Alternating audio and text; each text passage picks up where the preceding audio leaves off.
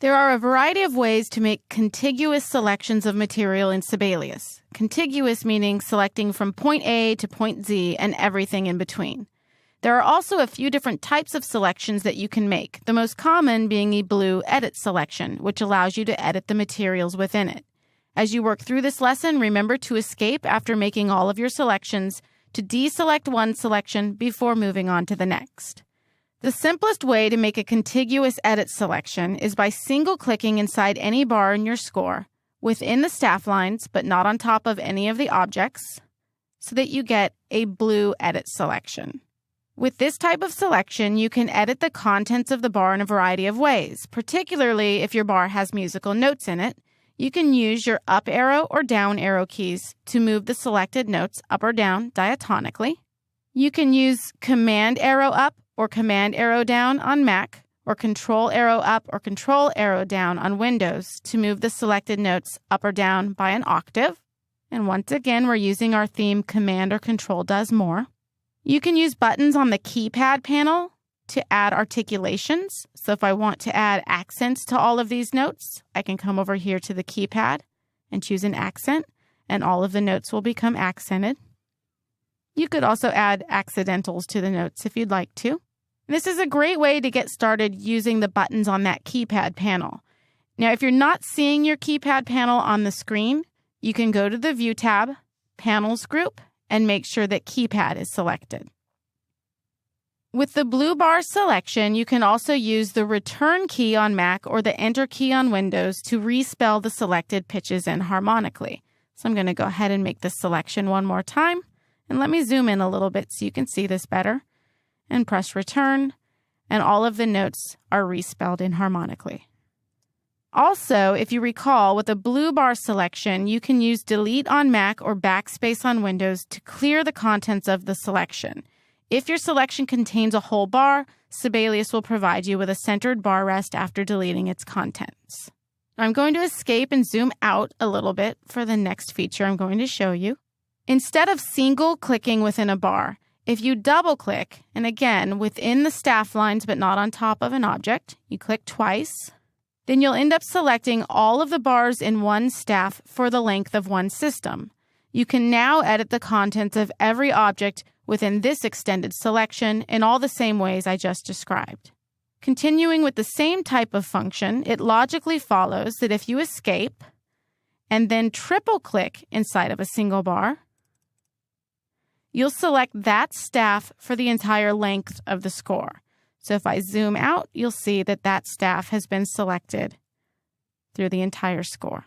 Editing the contents of a selection this large is probably not an ideal way to work, but there's something else you can do when you have a staff selected for the entire duration of the score. You can delete the staff from the score entirely. So with your staff selected, press Delete on Mac or Backspace on Windows. And Sibelius will ask you if you want to delete the music in the staff or if you want to remove the selected staff from the file. So if you click No, Sibelius will just delete the contents of the staff, leaving you with bar rests throughout your score. I'll go ahead and do that right now. And I'll zoom in so you can see all we have are bar rests. Now I'm going to undo that to get my notes back and press Delete again. If you click Yes, you'll remove the selected staff from the score entirely. So this is my electric guitar staff, and now it's gone. So triple-clicking in a bar will select a staff for the entire duration of the score so that you can either clear the contents of the staff entirely or delete the staff from the score. There are additional ways to make contiguous range selections for editing besides just clicking in a bar. In fact, your selections do not have to contain whole bars. You can use your mouse along with the shortcut modifier Shift to create contiguous edit selections between objects. As you'll discover, the Shift key modifier is actually thematically assigned to the contiguous range selection of objects in Sibelius. To begin, I'm going to zoom in just a little bit more here. Go ahead and click on any object. I'll choose this note right here. Hold down your Shift key and select another object any direction away from the first object. So essentially, I've just made a range selection from what I would call point A to point Z and everything in between. You can even continue holding Shift and clicking on other objects in any direction to expand your contiguous range selection left, right, up, or down. So if I hold Shift and click up here, I've moved the selection up. Hold Shift and click to the right, and I've moved it to the right. Now remember that you can edit the contents of any blue contiguous edit selection, moving the notes up and down, adding articulations, and doing all sorts of other things. However, the only way to delete the contents of a bar and to have Sibelius input a centered bar rest is by including the whole bar within your selection. So if I delete the contents of this selection, you'll see that I'll end up with a bar rest in the center bar because the whole bar was selected. But over here, I'll have some editing to do.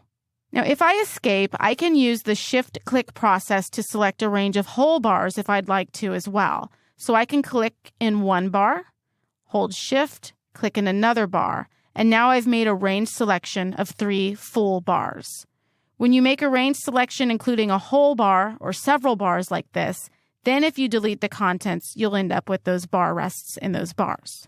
Another way to make a contiguous range selection is by using your arrow keys along with the Shift key modifier. Now I'm going to use my End key to move us over to the right so we have something to work with here. And I'm going to go ahead and select an object. I'll choose this B flat note right there.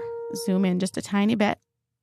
So if I hold Shift and then use my arrow up, arrow to the right a few times, arrow down, arrow to the left, it's going to make that selection from my initial starting point.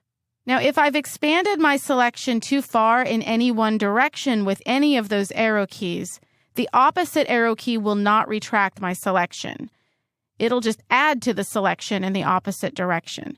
To retract your selection, you have to use undo. So Command-Z will undo you through the selection process.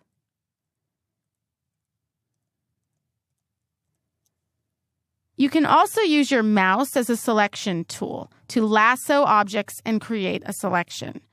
To do this, go ahead and escape so that nothing is selected in your score. And you're going to use Command on Mac or Shift on Windows, noting the difference in the modifier between the two. Windows has gotten this right, by the way, Shift for contiguous selection, but we're going to use Command for this on Mac. So you're going to hold that modifier key down, Command on Mac or Shift on Windows, and while holding down the modifier, click with the mouse over any plain white area of the score page where no objects reside. Click and hold. And then you drag across the selection, and your objects are selected. And then you can let go of your mouse and your modifier, and you've made a contiguous selection from point A to point Z and everything in between. So that's called lassoing a selection. Now, I've shown you many ways to make contiguous range selections, although they're all very similar and easily interchangeable depending on your tastes. There's one more way to make a contiguous range selection that in some instances may be the best way to select a specific range of bars. If you know the bar numbers that you'd like to select, you can use the Select Bars feature to have Sibelius select those bars for you. So we're going to go ahead and escape again so that nothing is selected, and I'm going to zoom out so that we can see a few whole bars here. Noting that this is bar 10, there's a bar number there, so this would be 11. We're going to go to the Home tab. And in the Home tab, there is a Select group. In the Select group, there's a Bars area. Go ahead and click on that Bars button, and it brings up the Select Bars dialog. You can also use the shortcut Command-Option-A on Mac or Control-Alt-A on Windows to get to this dialog. In the Select Bars dialog, type in some bar numbers for the bars you would like to include within your selection. So I'm going to include bar 11 through 13. And click OK, and Sibelius makes that range selection for you. Now, because there was nothing selected in the score, Sibelius makes an edit selection of the bars across every staff in the system. If I escape and I select an object in any staff, it could be a whole bar or just a simple note, in this E piano, for example. And then if I select bars, let's say from 11 to 13, and click OK, it will only make the selection for that one staff. So you can use that select bars feature in either of those two ways, depending on what you need the outcome to be. Now, this has been a pretty full lesson providing multiple ways for you to make contiguous range selections between bars and objects in all directions. Now you can experiment with all of the ways to make these selections and eventually settle in with the process that works best for you.